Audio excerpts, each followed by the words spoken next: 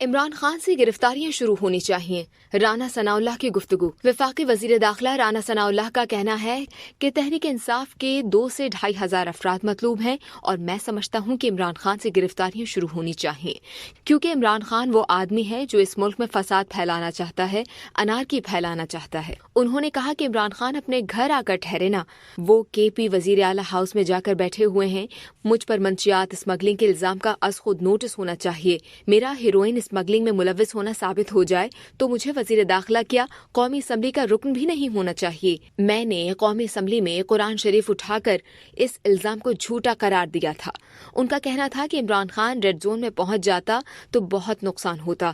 Selected Imran Khan وزیر اعظم کی کرسی پر بیٹھ کر لوگوں کو سزائے موت اور کرپشن کے جھوٹے کیس بنانے کی ہدایات دیتا رہا۔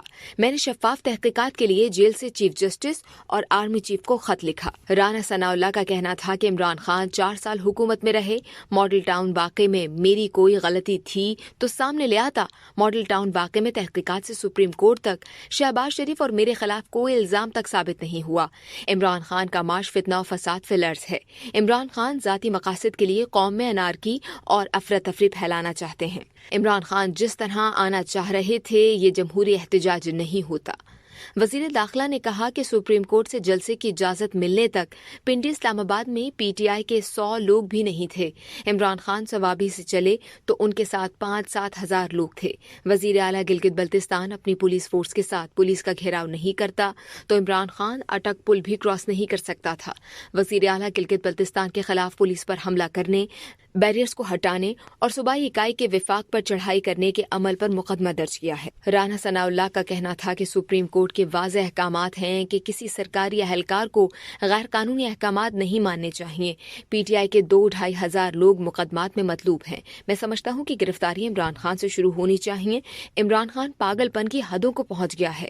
ہماری نظر میں عمران خان کا مارچ جمہوری احتجاج نہیں، فتنہ و فساد مارچ ہے۔ عمران خان اسٹیبلشمنٹ اور عدلیہ سمیت اداروں کو دھمکیاں دے رہا تھا۔ مسلم لیگ نون کے رہنما نے کہا کہ عمران خان ڈی چوک جانے کے بعد ریڈ زون کے بیریئرز کو توڑنا چاہتا تھا۔ ریڈ زون میں فوج کی سیکورٹی تھی، فوج لاٹھی چارج نہیں کرتی۔ عمران خان ریڈ زون میں پہنچ جاتا تو بہت نقصان ہوتا۔ ہم نے شیلنگ کر کے رات میں ہی ڈی چوک خالی کروا لیا تھا۔ عمران خان ڈی چوک نہیں آیا، جناح ایونیو میں تقریر کر کے چلا گیا۔